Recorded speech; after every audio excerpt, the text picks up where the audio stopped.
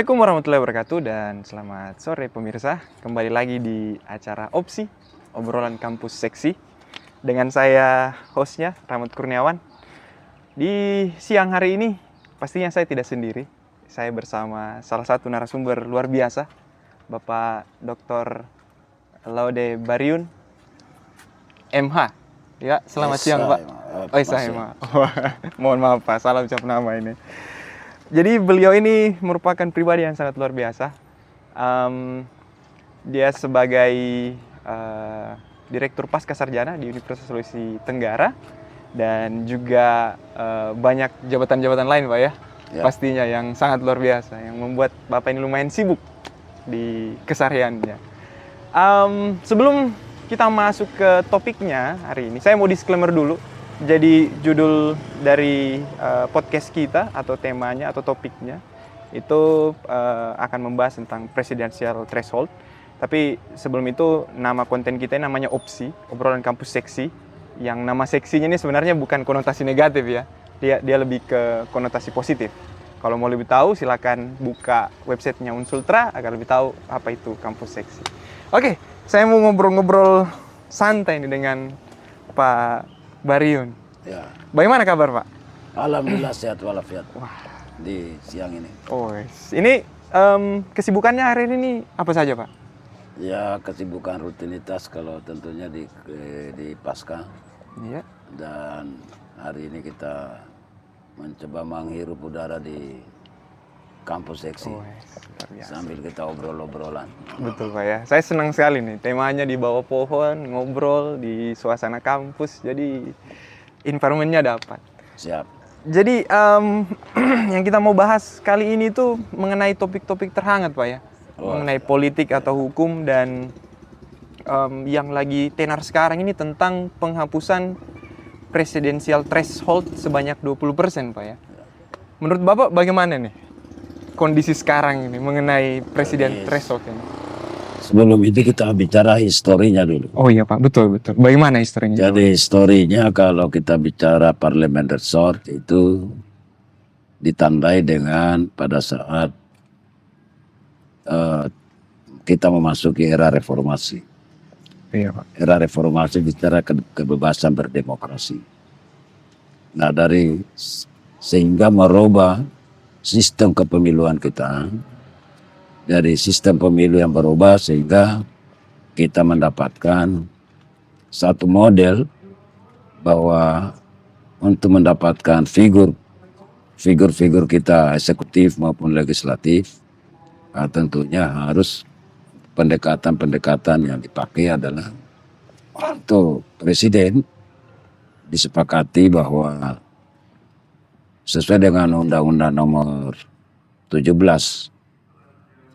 tentang Undang-Undang Pemilu, khususnya pada pasal 22 itu jelas 2017 mengatakan bahwa seorang bakal calon presiden harus mendapatkan dukungan 20% dari perolehan nasional, kursi nasional DPR RI. Itu jalan historinya pada saat itu. Oh iya. Nah berikutnya setelah berjalan pemilu kita banyak masalah yang dihadapi di sana. Pertama bahwa kalau ada batasan parlemen threshold maka ada high cost untuk mendapatkan bakal calon itu sudah diperas duluan di partai politik.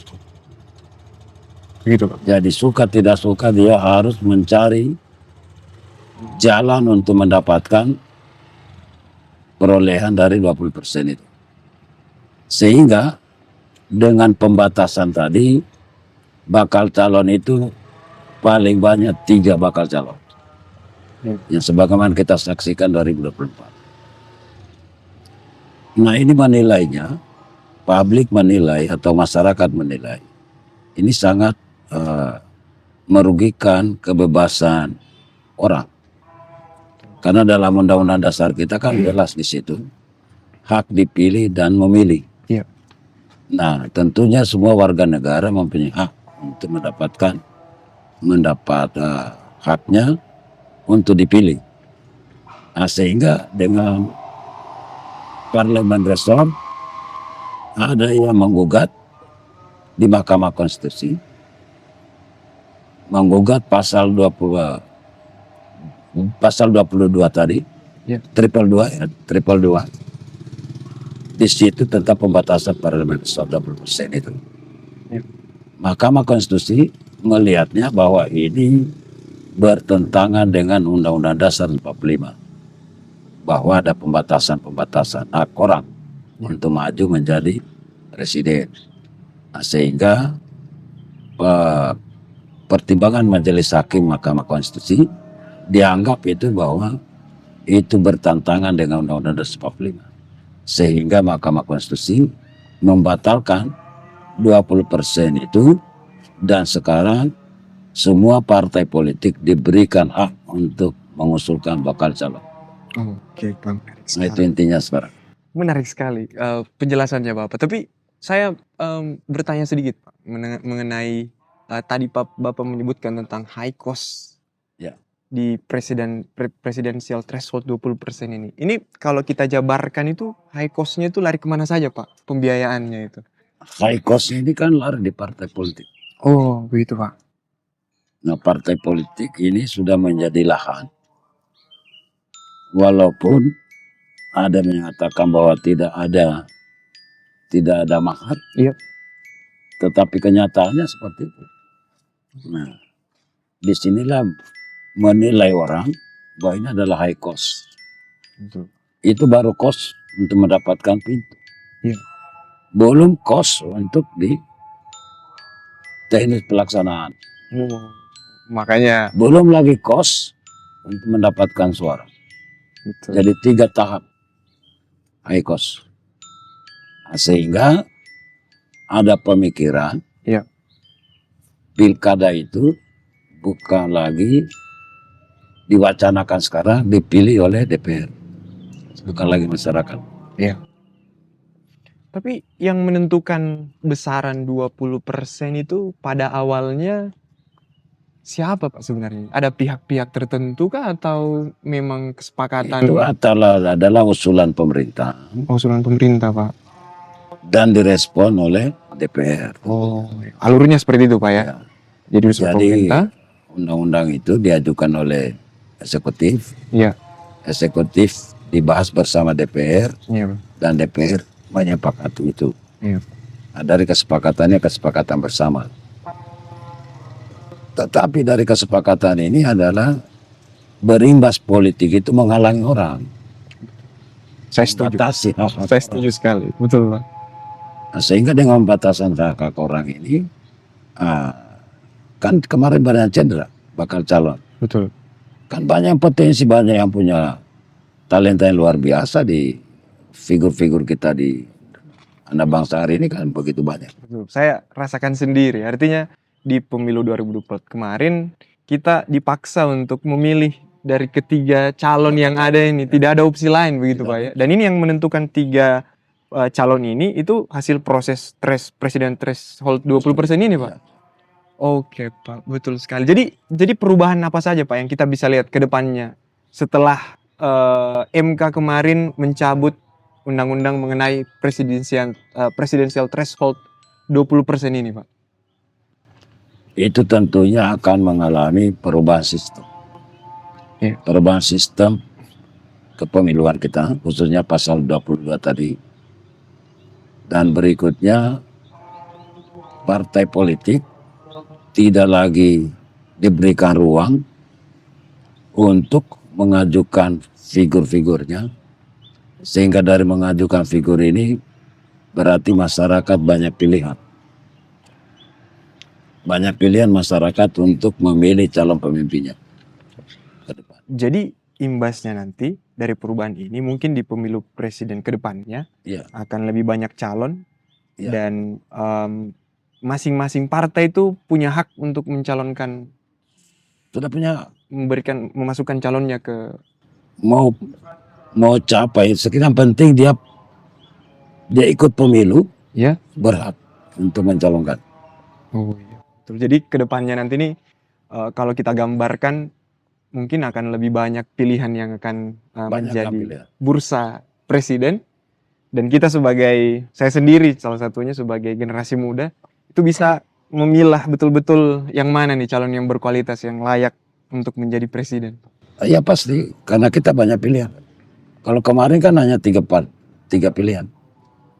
Oh iya, iya, iya. Betul sekali. Itu adalah produk daripada parlemen resort kita.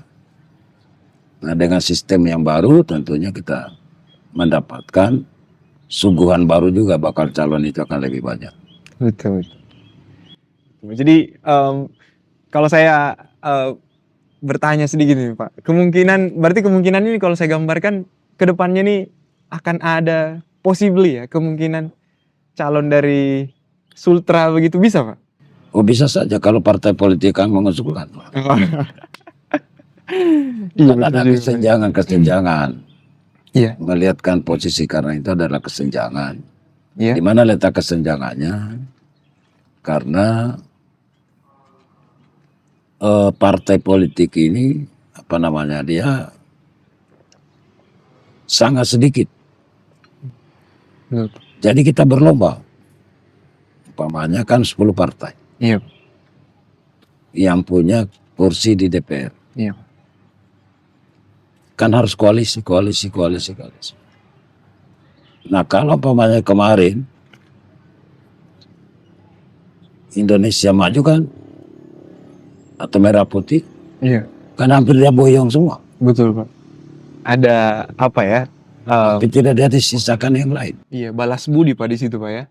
Ada faktor balas budi di situ di proses pemilihan. Sehingga dianggap ini tidak demokratis juga. Betul. Iya. Kalau di partai politik itu bergabung satu, di mana nilai demokrasinya? Betul. Dimana kan kalau demokrasi itu kan setiap masyarakat dan individu itu punya haknya. Punya hak konstitusional untuk dipilih maupun memilih. Konstitusional. Ya. Seperti itu. Agak belibet sedikit, tidak apa-apa Pak. Dinikmati dulu tehnya Pak. Wah, Oh siap, Mike. ini mantap sekali nih cuacanya. Mendung-mendung, tidak panas dan ngobrolnya santai. Hanya saya tidak bisa merokok kita kan. Aduh, oke Pak. Selanjutnya nih pertanyaannya. Jadi kemungkinan kedepannya nih Pak, setelah berjalannya aturan 0% presidential threshold ini, apakah ada kemungkinan perubahan lagi di depannya? Apakah Pasti ada perubahan-perubahan yang Iya. signifikan di depan. Karena kita sekarang ini arah demokrasi kita Iya. makin masih mencari role model. Oh. Di mana Indonesia hari ini kan tidak dalam baik-baik saja. Betul. Karena semua sumber kita punya sistem, Iya. baik sistem pemerintahan kita, sistem politik kita, sistem perekonomian kita, itu masih sekarang ini masih penataan yang begitu membutuhkan penataan yang lebih baik lagi ke depan. Jika tidak, kita akan ketinggalan. Karena Indonesia pada saat ini, apalagi sekarang ini umpamanya dengan Jokowi mendapatkan peringkat 3, Oh iya, saya dengar kemarin itu. hasil daripada Pak Cipia, Iya. satu tergambar sistem itu rusak. Betul. Karena korupsi itu bukan hanya menghilangkan uang negara saja, tetapi dia merubah sistem, tatanan sistem hukum kita kan rusak sekarang. Betul. Jual beli Pak. Umpamanya contohnya putusan 90 Mahkamah Konstitusi Iya. memberikan ruang Gibran umpamanya menjadi calon, itu kan pelanggaran etik kemarin. Betul. Itu salah satunya imbas rusaknya sistem. Jadi karena sistem kita, tatanan kita itu rusak, maka menghasilkan juga produknya juga kita punya pemilu ini tidak sesuai dengan harapan kita tentu. Iya, Pak ya. Di mana letak kualitasnya sekarang ini kita lihat kan tidak. Karena obral sekali partai politik itu melakukan rekrutmen Iya. calon-calon DPR kita. Berarti begini Pak. Jadi pengamatan kita di kampus bahwa sekarang yang bisa jadi DPR, yang bisa menjadi pemimpin itu yang punya duit. Karena di sini keterlibatan oligarki Masuk juga di situ Pak ya. masuk. Oligarki punya kepentingan. Setiap calon itu ada yang biaya, ada yang support. Iya. Nah selesai bayar jasa. Praktek balas budi. Ini kan sistem. Iya. Yang rusak. Jadi sekarang Prabowo itu PR-nya sangat besar untuk menata sistem ketatanegaraan kita hari ini. Betul sekali. Dan mungkin dengan hilangnya sistem presidensial threshold 20% ini, jadinya praktek-praktek yang negatif yang Bapak bilang tadi, yang harus membayar, terus membalas budi, itu bisa lebih minimal, lebih sedikit Pak ya, lebih kecil peluangnya. Artinya paling tidak kita sudah melakukan perubahan. Dari perubahan itu akan menciptakan satu meminimalisir kos-kos. Tapi saya penasaran Pak, satu pertanyaan ini Pak. Pertanyaan saya simpel sebenarnya. Kenapa presidensial threshold ini baru hilang atau baru dihapuskan di tahun ini atau mungkin tahun baru 2024 kemarin ya? Ya. Kenapa baru Pak? Menurut Bapak apa kira-kira faktornya? Artinya kan begini. Yang mengajukan ini sudah 4 kali. Oh, sudah 4 kali Pak. Sudah 4 kali diajukan oleh teman-teman dari kampus. Iya. Baru kali ini direspon. Nah, kenapa itu Pak kira-kira? Pertanyaannya kenapa direspon? Karena nuansanya sekarang ini eranya Prabowo dianggap tegas. Bahwa Prabowo ingin merubah Iya. tatanan demokrasi yang benar. Dengan menghilangkan cara-cara yang memberatkan orang. Iya. Terutama memberatkan rakyat. Betul. Jadi ini sampai ini bukannya terbuka karena itu tadi. Iya. Jadi dengan pemerintahan yang baru ini dianggap tepat nih untuk mengambil keputusan supaya dirubah nih presidensial threshold-nya. Ya semua berubah sistem. Merubah sistem. Oke, nah yang terakhir Pak, harapannya Bapak nih di setelah perubahan presidensial threshold ini, setelah hilangnya 20% ini, bagaimana proyeksi Bapak ke depannya dengan sistem politik Indonesia dan mungkin sedikit menyinggung dari sistem hukumnya mungkin sebagai bidang Bapak di situ. Bagaimana Pak ke depannya nih? Artinya dengan perubahan sistem parlemen resort dan tentunya dengan undang-undang pemilu kita tentunya akan mendapatkan satu suguhan yang terbaik ke depan. Tentunya masa depan politik kita makin ada perbaikan-perbaikan ke depan ini. Sehingga dari outputnya daripada perubahan sistem ini akan melahirkan pemimpin yang betul-betul yang bisa membawa bangsa ini akan lebih baik lagi. Karena menata bangsa ini tidak gampang. Yang sudah begitu yang benang kusut sebenarnya. Nah kita rasakan sekarang ini kita. Nilai uang saja hilang sekarang. Iya. Nggak ada artinya lagi. Tidak punya nilai kita sekarang. Menurun Pak ya? Satu contoh mamanya, saya ke Singapura. Saya tukar uang saya 10 juta. Masuk Dapat PC ya. Tipis. langsung tipis Pak ya? Berarti nilai tidak ada. Iya betul Pak. Nilai kita tidak ada. Nilai mata uang kita. Mata uang tidak ada. Ini dapat. Dampak dari sistem. Ya mudah-mudahan yang perubahan sistem ini meminimalisir yang praktek-praktek koruptif di dalam pencalonan, Iya. baik pencalonan semua event di bangsa kita. Oke, terima kasih banyak Pak atas waktunya. Ini Sama-sama. perbincangannya harusnya lebih panjang lagi nih Pak ya. Oh, Tapi karena terbatas waktu dan cuaca mungkin agak kurang bersahabat, jadi nanti kita lanjutkan lagi. Oke, pemirsa di rumah, terima kasih banyak sudah menyaksikan. Nanti kita ketemu lagi di obrol-obrol selanjutnya di Opsi, obrolan di kampus seksi. Bye-bye semuanya.